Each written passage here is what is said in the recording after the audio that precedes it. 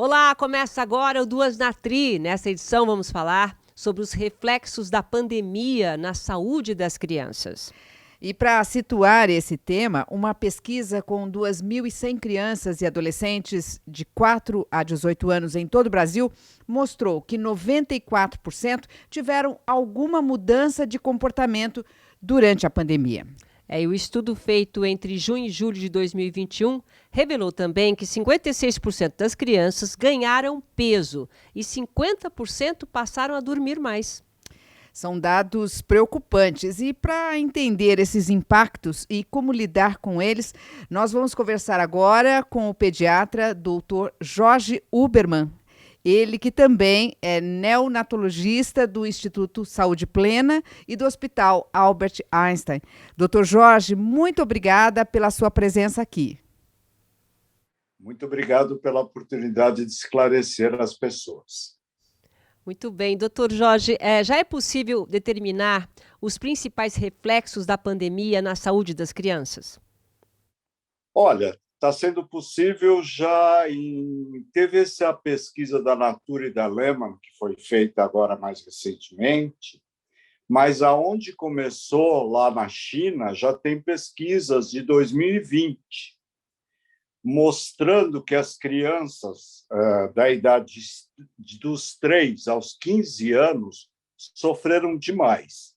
Eu só vou ler porque eu não consegui decorar tudo. A dependência excessiva dos pais aumentou em 36%, a desatenção 32%, preocupação 29%, o sono piorou em 21%, falta de apetite 18%, 14% estão tendo pesadelos e desconforto e agitação 13%.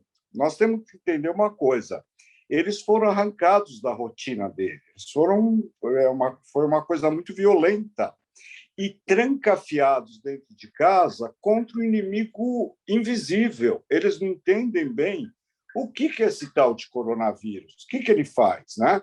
Tanto que teve um estudo pedindo para eles desenharem o coronavírus, vocês morrem de rir. Se você vê os desenhos, são muito gozados, porque eles imaginam coisas grandes, astronômicas. Ele acha que é um Godzilla que vai atacá-los, coisas imensas, porque eles não conseguem imaginar que é uma coisa tão pequena. Eles acham que é alguma coisa que vai atacar a casa deles, o lar, vai matar os pais, os avós, entendeu?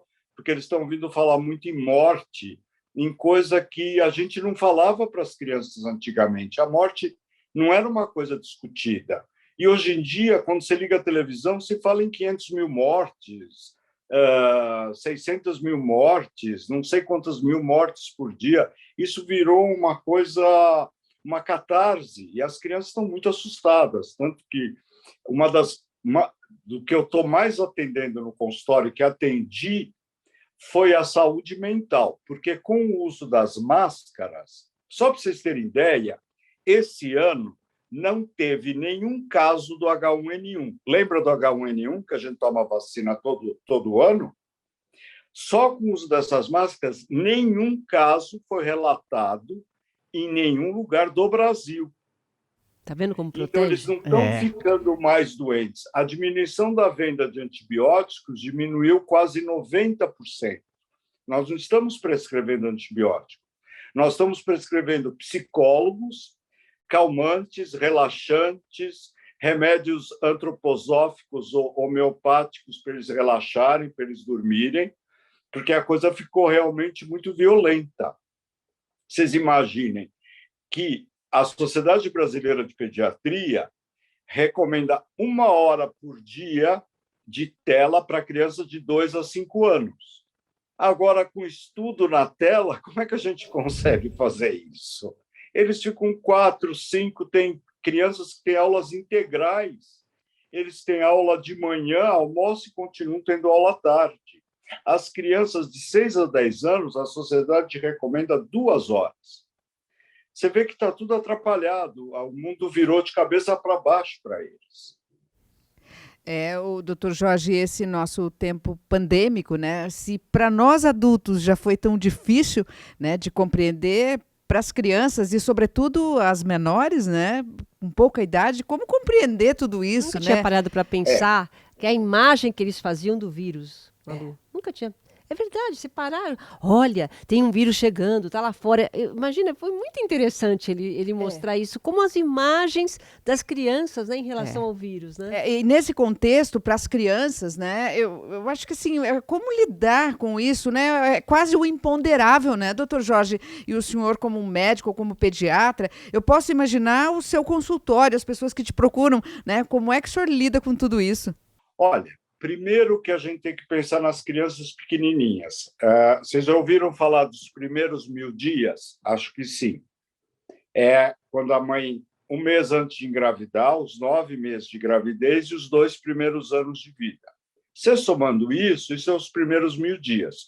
Isso é o padrão ouro do nosso crescimento.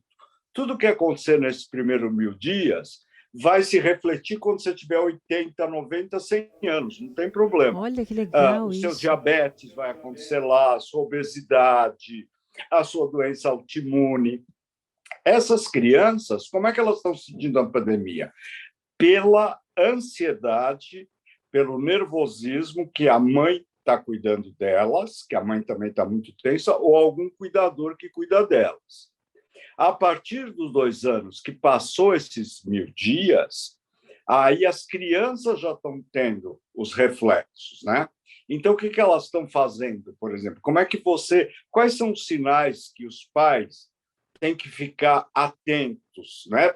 Porque depressão existe em criança sim, só que são muito diferentes os sintomas do adulto para a criança. Como é que funciona uma depressão numa criança de até 2 anos? Que ela nota que alguém que está cuidando dela está muito tenso ou não está bem. Ela, se estava largando a chupeta, ela volta a chupar a chupeta.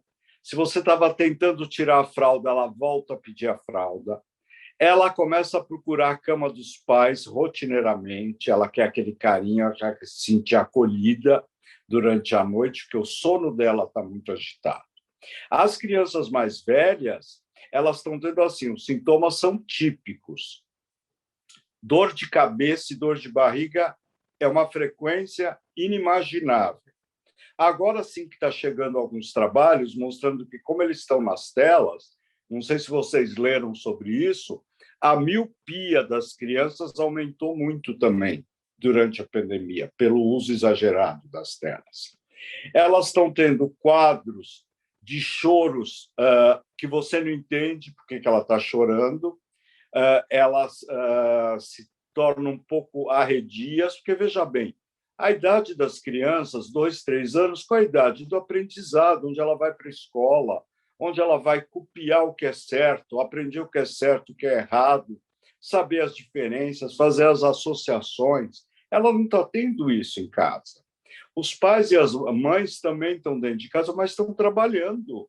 Então, eles ficam cada um numa tela e os filhos, às vezes, à mercê. É lógico que eles estão participando, principalmente os pais homens. Isso está sendo muito legal, que eles estão vendo como é difícil cuidar de uma criança em casa. Eles estão aprendendo isso do modo mais difícil, mas estão aprendendo. As mães estão adorando isso. Então, na realidade, esses sinais e sintomas, os pais têm que ficar atentos. E é isso que está trazendo as crianças para o consultório. Eles vêm agora, doutor Jorge, olha, está com uma dor de barriga faz 10 dias. Eu examino, peço exame, não tem nada. Está zerado. Essa dor de barriga é ansiedade, é depressão, é tristeza, que é o que nós estamos passando hoje em dia.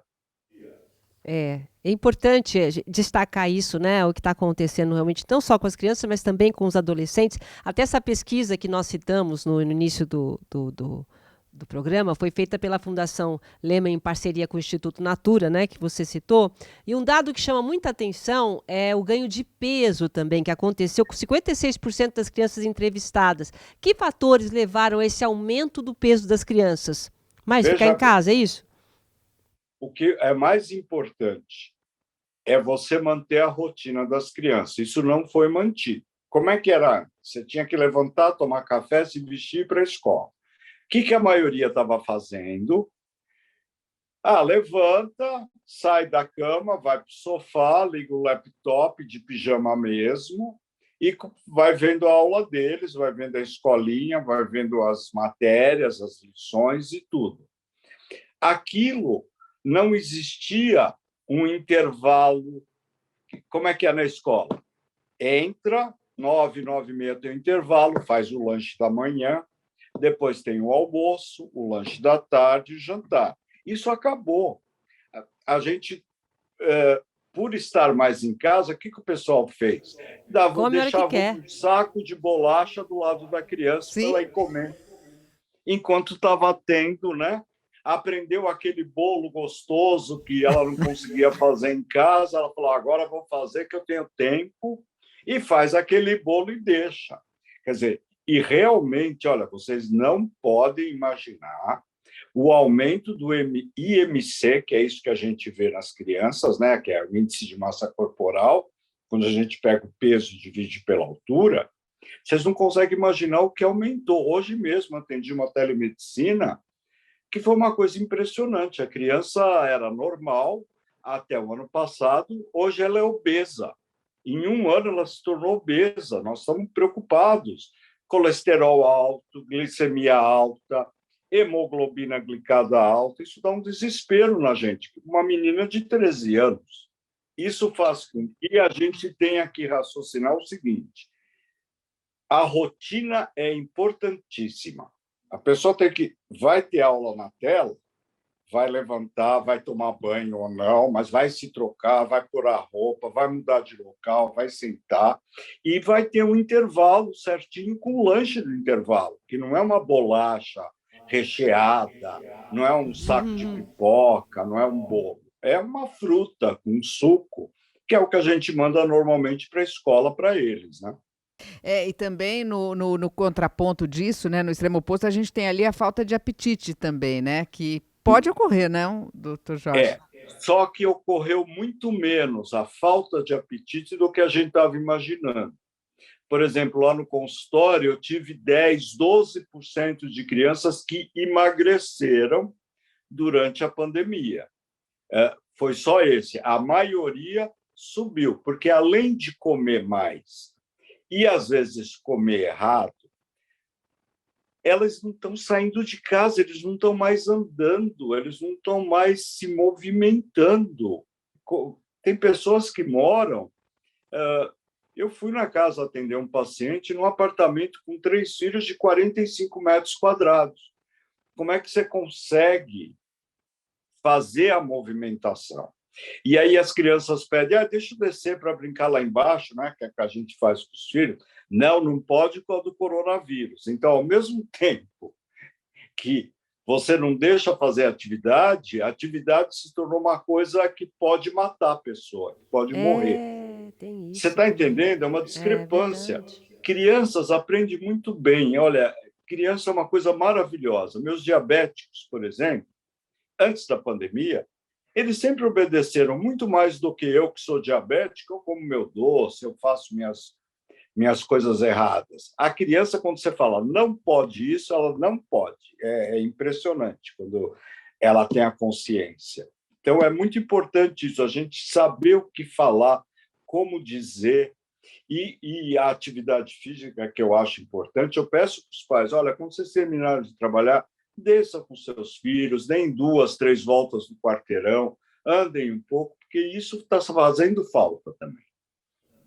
Doutor, e com relação principalmente ao aspecto psicológico, quais são os principais problemas mentais apresentados pelas crianças até agora?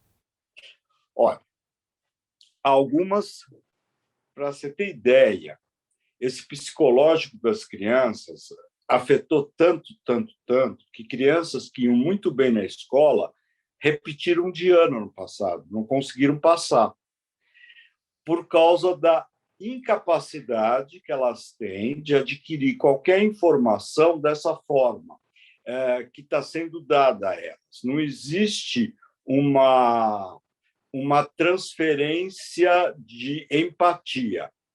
Teve uma professora, não sei se vocês viram esse trabalho, ela viu que os alunos dela, que eram muito bons, diminuíram muito o rendimento durante a pandemia.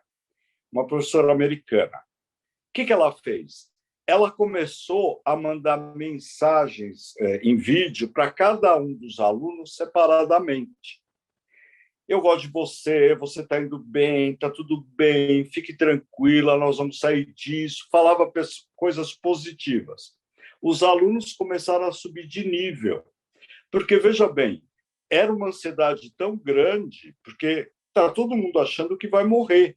E isso, na criança, é muito ruim, porque a criança não convive com a morte. Ninguém pensa, quando a gente é criança, na morte. Não é verdade? A gente pensa mais tarde. Essa parte psicológica tá muito enraizada, e essa pandemia veio nos ensinar que criança tem, sim, depressão, ansiedade, problemas de aprendizado quando elas não são, porque você tem que incentivar a criança. Imagine a professora está com aquele monte de alunos e não está incentivando cada um deles. Essa professora fez isso e deu muito certo. Agora, os problemas mentais são mais alarmantes do que aqueles ligados à saúde física? Qual é a avaliação que o senhor faz, doutor Jorge? Olha, a gente fica preocupado com os dois fatores, né? Quer dizer, eu acho que, como as coisas físicas, se Deus quiser, essa pandemia um dia acaba e nós vamos voltar ao normal, talvez a gente consiga voltar à normalidade toda. Só que vocês sabem que as experiências que a gente vive na infância, e todos nós tivemos, elas podem ir para o resto da nossa vida. Tem gente que faz terapia a vida toda por causa de um problema que teve com a mãe, com o pai, ou com algum tipo de bullying na escola. Então, eu acho ainda que nessa pandemia, especificamente, nisso que nós nunca tínhamos vivido no mundo dessa forma, o problema psicológico está muito mais grave. Vocês não podem imaginar o que eu tenho sido procurado para tratar de problema psicológico em criança. E eu encaminho, porque o pediatra ele não tem a ferramenta para tratar a parte psicológica. Ele faz o diagnóstico e encaminha para alguém que possa tratar. E só para vocês terem uma ideia, nós estamos tendo não só encaminhamentos psicológicos, mas psiquiátricos também. E na sua área, quer dizer, quais são as principais dúvidas pediátricas dos pais nessa pandemia? Olha, sabe uma coisa que está pegando demais? Demais. O quê? É o atraso das vacinas. Isso está nos preocupando muito. Quase 50% das crianças não estão sendo vacinadas. Você imagina o que vai acontecer quando a gente tirar a máscara e começar a sair por aí. Porque, primeiro, como é que a gente adquire imunidade? Eu sou do tempo que, quando tinha catapora, sarampo, o que a mãe da gente fazia? Tem todo sarampo aí, tem catapora, eu vou levar os meus aí para pegar. Era melhor ter de pequeno do que de grande. É ou não é? É verdade. Vocês lembram, há 4, 5 anos atrás, por causa de que não vacinaram as crianças de sarampo, tivemos que vacinar todos os adolescentes até 29 anos contra o sarampo, que estava morrendo gente de sarampo, coisa que é um absurdo nos dias de hoje, porque o nosso SUS, o nosso esquema de vacinação aqui do Brasil, é um exemplo para o mundo todo. Nós temos um dos melhores esquemas vacinais do mundo, tanto que nos Estados Unidos, eu tenho paciente que mora lá há muitos anos e me fala assim: nossa, estão dando vacina de graça aqui. Eles não sabem o que é isso, porque lá você paga pela vacina. Tanto que muitos estavam se recusando a receber a vacina do coronavírus por ser uma coisa gratuita. E aqui no Brasil nós temos quase todas as vacinas e nós estamos atrasados. O que vai acontecer daqui para frente? O meu medo é essas doenças voltarem. Vocês já imaginaram voltar uma poliomielite, voltar as meningites? Eu sou do tempo da meningite, eu tomei a vacina de meningite quando estava na faculdade. Então, tudo isso, nós temos vacinas para tudo. Então, isso está nos preocupando demais. A segunda coisa é a parte psicológica, porque algumas crianças nós não estamos conseguindo tratar. Então, a pandemia começou lá em janeiro, fevereiro do ano passado. Eu tenho criança que já está sendo atendida há quase um ano e não está melhorando. Por quê? Porque a situação não está melhorando. Porque as coisas não mudaram. Eles querem que as coisas mudem. E nós não estamos conseguindo mudar. Agora, e com a volta das aulas presenciais, quais seriam os cuidados que os pais precisam ter? No que eles devem ficar mais atentos com essa volta ao presencial? A volta ao presencial vai ser uma coisa muito importante, eu acho uma coisa muito positiva para todos. Está se descobrindo que essa variante, que é mais contaminante, ela não está conseguindo entrar com muita força aqui no Brasil. Crianças acima de 2 anos podem usar a máscara e devem usar. Abaixo de 2 anos, você não vai conseguir nunca pôr, e elas vão tirar e vão rasgar e vão fazer o que elas querem com aquela máscara. Se você explicar para a criança e der para ela o álcool que ela possa usar, tomar muito cuidado. Eu tive, sabe o que no consultório? Muita queimadura de olho com álcool, que a criança passa na mão e depois passava no rosto. Eu tive algumas queimaduras oculares com álcool a 70%. E as escolas vão ter que ter um protocolo de distanciamento, explicar, porque como é que a criança gosta de sentar na escola? Uma do ladinho da outra, né? Faz aquela rodinha e tal. As rodinhas vão ter que ser maiores e esses cuidados vão ter que ser admitidos por todos. Agora, como eu falei no começo, criança, toda vez que se explica, conta para ela qual é o problema e que ela não pode fazer, ela obedece. É uma coisa maravilhosa. Isso é super legal neles.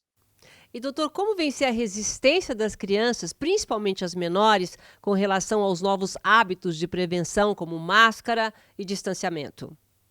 Eu vou te falar uma coisa que você vai ficar meio chocado. Crianças que têm resistência são pais que têm resistências também. E esse que é o problema. E vocês sabem que tem pais que não querem usar máscara, vocês já ouviram essa história, não querem passar o gel, já teve muita história em shopping, supermercado, muita coisa que não vai usar e nega aquilo. Então, você imagine, estão vendo o noticiário, vendo a televisão, 1 ou 2 crianças, filhos vendo aquilo, e o pai ou a mãe falando, que besteira isso aí não mata ninguém, isso é besteira, isso é bobeira, isso não deve ser levado a sério. Essas crianças têm resistência. Aquelas crianças onde os pais alertam de uma forma tranquila, não pode também apavorar, não pode falar, olha, se você não usar máscara, você vai morrer, se você não passar gel, você vai morrer. Não.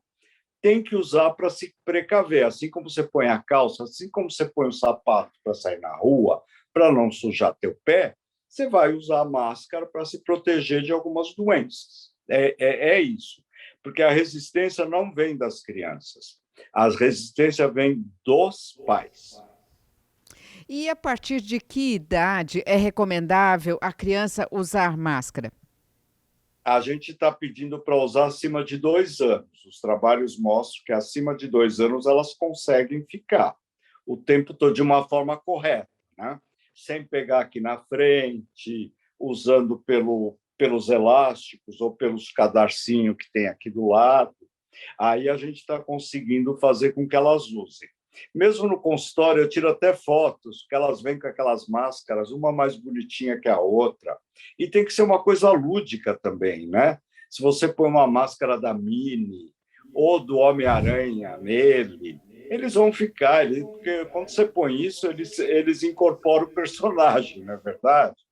Então, às vezes, eu ensino a mãe, olha, só pôs uma máscara da Minnie, põe a roupa da Minnie também para ir na escola, não tem problema, vai de Minnie, pronto, ela vai se sentir maravilhosa.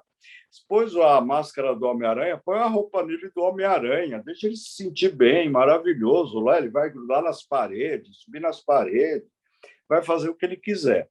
Então, eu acho que essa forma lúdica de se lidar com a criança é interessante, porque te ajuda e ajuda ela. Ô, doutor, e como é que os pais podem ficar atentos com tanta coisa que você falou nesse nosso encontro em relação à imagem, né, que as crianças têm, a imagem que as crianças têm do vírus, né, lá fora, quer dizer, agora a gente está voltando mais ao normal. Quais são os sinais de alerta que os pais devem ficar atentos em relação aos seus filhos? Então, os principais alerta é o seguinte: as brincadeiras começam a diminuir, eles ficam parados, ficam sentados, não querem participar de nada, não querem fazer nada. Os brinquedos que você comprou dentro de casa já estão cansados dele, até os joguinhos que eles jogam na tela, eles não querem mais, porque eu tenho um paciente, ele tem 8 ou 9 anos. Ele falou para mim: tio Jorge, eu não tenho nem mais paciência de jogar os joguinhos que eu adorava, porque é numa tela. Eu não aguento mais ficar em frente a uma tela. Eu cansei. Então, é isso. A concentração diminui bastante. Então, criança, por exemplo, que conseguia ler alguma coisa e guardar, ela para de ter essa concentração, os pais devem ficar atentos a isso. Um choro sem razão, sem motivo. Então, às vezes, está parado, está na frente da aula e começa a chorar desbragadamente. Então, isso é muito importante, esses 3 sintomas. É a falta de brincadeira, esse humor alterado que eles têm, a falta de concentração e o choro, que vem num momento que nem a criança... Você pergunta: por que você está chorando? Não sei, estou chorando. E eu vejo nas crianças que estão próximas a mim, nessa idade que nós estamos falando, doutor Jorge, assim, é uma irritabilidade o tempo todo, assim, sabe? Assim, como não tem nada que alegra, né? E o senhor falou da presença do lúdico e tudo, assim, parece que já é algo distante, né? Que para a criança, às vezes, fica muito difícil para ela recorrer a isso. A gente precisa estar sempre lembrando, por isso que tem que ir para o consultório de mini mesmo, né? Você falou uma coisa importantíssima, a irritabilidade. Sabe aqueles cercadinhos que, às vezes, os pais compram para pôr a criança dentro? Eu sempre fui contra aquilo. Eu acho que é legal pôr qualquer coisa no chão e deixar a criança livre. Porque aquele cercadinho, vocês concordam que ele limita demais os horizontes? A criança fica só naquilo. Como é que nós estamos agindo com as crianças dentro de casa hoje? Elas estão com o horizonte limitado, muito pequeno. Está entendendo? Eles não estão tendo nenhum tipo de ampliação de horizonte, de ver a vida como é que é.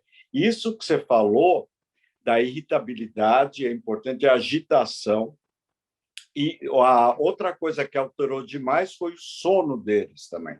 Criança que dormia muito bem não está conseguindo dormir, porque ela tem uma agitação. Aquela experiência do dia a dia é que faz a criança relaxar e dormir à noite, quando ela vai para a escola e tudo. De repente, chega isso e limita todo o horizonte dela e toda a vida dela se transforma. É horrível. Isso que você falou está muito certo. A irritabilidade. Estão super irritáveis. Bom, eu quero agradecer ao Dr. Jorge pela participação aqui. Dr. Jorge, sempre uma felicidade te entrevistar e pelos seus esclarecimentos. Nós temos aqui informações valiosas. Obrigada, Dr. Jorge. De nada. Até a próxima. E o Duas na Tri vai ficando por aqui. Obrigado pela sua companhia. Até a próxima.